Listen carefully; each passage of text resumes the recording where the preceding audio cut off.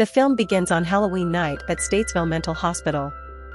A mysterious woman wearing red heels and a black coat walks into the hospital's front door and presses the buzzer. The guard on duty tells her that it is too late to accept any visitors. She apologizes for her tardiness and explains that she was supposed to meet Warden Kane a few hours earlier, but was delayed by traffic. After an inappropriate comment from the guard, Ward and Kane take over the intercom and urge the woman to come in. The mysterious woman, Ms. Quinn, is actually a journalist. She has come to report on recent events that have taken place in Statesville. The warden is concerned about the hospital's reputation and wants everything about the interview to be up to code. However, he warns Quinn about the place, as he claims that there are people who even God fears. Statesville is unknown to most people, and most people do not visit it, except for a few Satan-worshipping teenagers who go there out of curiosity. Quinn asks the warden why they keep the hospital a secret. The answer he gets is that there are many care organizations for the criminally insane, but his patients are not that simple. He calls them domestic terrorists and, as far as he's concerned, they don't deserve any human rights. Kane compares Statesville's inmates to Dahmer, Bundy, and Gacy. He says the only difference is that while the latter got all the press, the horror stories are based on the former. If state officials didn't interfere with his work, he would happily kill every patient he ever housed. Kane leads Quinn to Supermax. He introduces her to Jeffrey Ramsey, aka Animal the Cannibal, a one-time celebrity chef whose flank steak was top-notch. He served his customers other customers' meat. Anyone want finger sausage? Unwilling to risk the reputation of their restaurant chain, the board of directors hushed up the case and banished the animal into obscurity. The next inmate is Bradford Young, a handsome, dashing and suave dentist. The women liked him, but the men didn't like him as much. After Dr. Suave's failed attempt to woo Ms. Quinn, Kane moves on to the next patient, Walter Harris. Walter Harris is a taxidermist who claimed to specialize in birds, but he has an eye for dead women. Moving on, Ms. Quinn makes the acquaintance of Rocco the Clown, a burly man who killed 3 guards and nearly killed the only doctor at the hospital. He used to be an underground wrestler who liked to beat up his opponents in the ring. Finally, Quinn is brought to Manuel Dyer aka Manny the Prophet aka Mental Manny, a cult leader and a phony prophet responsible for the largest mass suicide in history. He brainwashed his followers into burning themselves alive in order to join Jesus Christ. Quinn begins to faint and they decide to leave Supermax so she can have some time to process what she has just learned. Kane asks her if she thinks it would be wise to tell the world about the existence of such psychopathic monsters. Quinn argues that they are still human beings and should have rights and a fair trial. She says she feels bad that the warden has to deal with such evil people and kisses him in an attempt to ease his suffering. But in a twist to the tale, Quinn is also a psychopath. She kills Kane by strangling him with a metal wire. It is revealed that her purpose for coming was to free the 5 prisoners from Statesville. After brutally murdering 2 more guards, she sheds her disguise and reveals her true identity. Miss Quinn is the daughter of the mentally challenged Manny and is an active serial killer known as the Stitch-Face Killer. In a nearby town, the sheriff and his weak deputy sheriff are investigating the bloody murder of a girl. After sketching out the possible crime, the sheriff asks the deputy to find out more about the victim. We then see a young man, Morgan, strolling around, trying to work up the courage to ask one of his employees, Lori, out, but his co-workers are having sex in a storage closet and stop him. The whole group of friends work at a small eatery. Since it's Halloween night, they all dress up in costumes and decide to go to the Halloween Funhouse, which features attractions based on horrific crimes that have happened in real life. They decide to skip their shift at the eatery and head to the Funhouse in their friend Gerardo's truck. Meanwhile, 6 escaped maniacs are also headed to the Funhouse and ready to wreak havoc. The owner of the place is a former member of the Stitch-Face Killers, though he doesn't know it. He has convinced her to theme the attraction around serial killers and has hired actors to play the criminals. It is ridiculously easy for the real killers to kill the actors and take their place. Visitors begin to enter the Funhouse, the land of illusions. The serial killers begin openly killing people who enter their attraction, but no one realizes that they should be scared.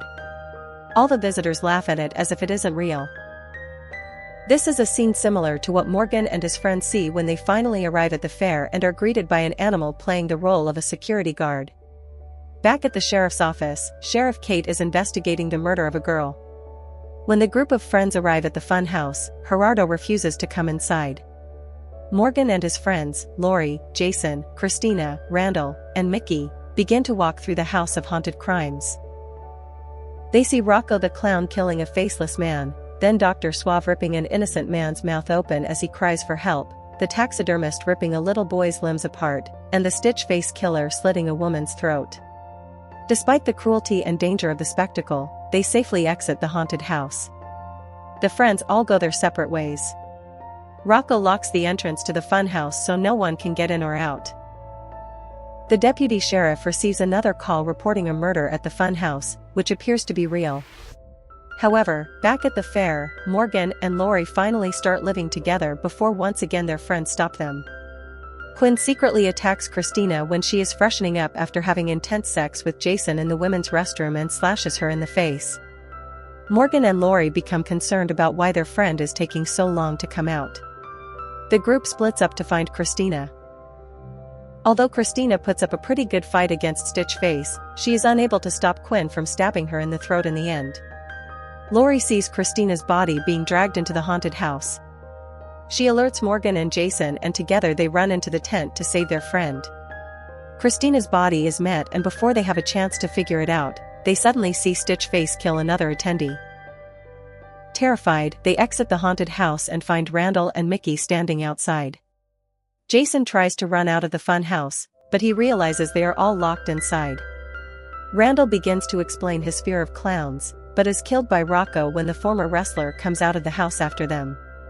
The four surviving friends run for their lives. Mickey stumbles to the ground, allowing Rocco to grab him and smash his face with a large hammer. Jason, Lori, and Morgan reach the electric fence but are unable to climb it, although Morgan manages to escape.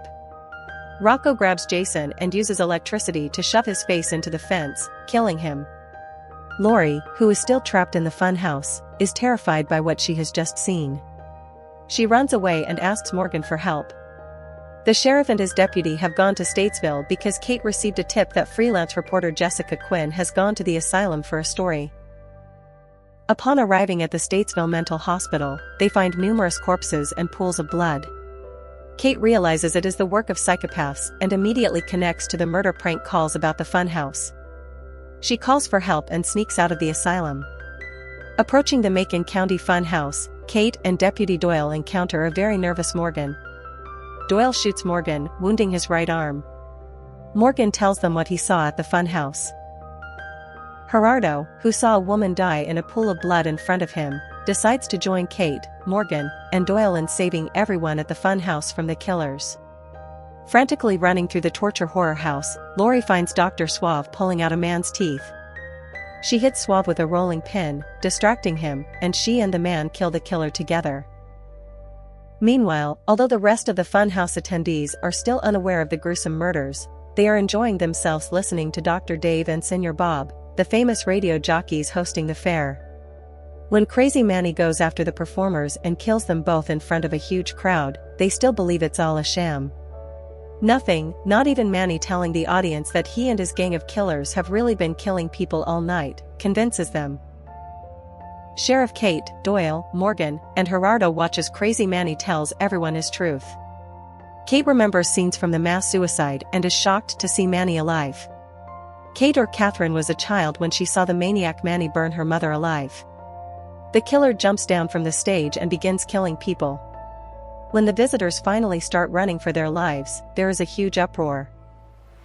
Sheriff Kate orders Deputy Doyle, Morgan, and Gerardo to help people get out safely while she tries to take out the maniacs. While evacuating people, Morgan and Doyle are attacked by Rocco, but with a little help from Gerardo and Lori, they manage to escape the Joker safely. The four of them run into a taxidermist who is taking his next victim to the lab. Without any weapons to defend themselves, the taxidermist is shot by Deputy Doyle.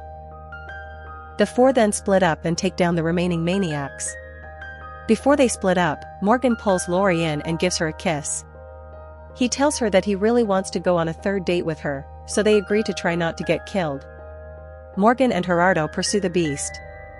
As the man limps away, Kate catches up with Manny and calls out to him to confront him. She points a gun at him and reveals that the mentally ill Manny is actually her father. She reminds him that it is only death and fires a clear shot at his head.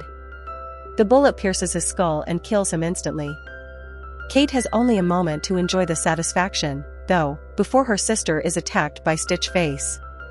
In the kitchen, Morgan and Gerardo engage in a fight with the beast. Morgan hits him over the head with a frying pan and then the two pin the cannibal on the sizzling grill, burning his face. Lori arrives just in time to help Kate fight off Stitch Face. The sisters stab each other, knocking both unconscious. As the four vigilantes leave the fair, Morgan gloats, boasting about their chances of survival. As he says this, Rocco comes out of the gate, breaks Morgan's back and kills him. Doyle orders the policeman to shoot Rocco. When the clown is incapacitated, Doyle grabs a gun and blows Rocco's head off. After all the maniacs are killed, the police gather all the survivors of the funhouse and Lori is given medical assistance in the ambulance.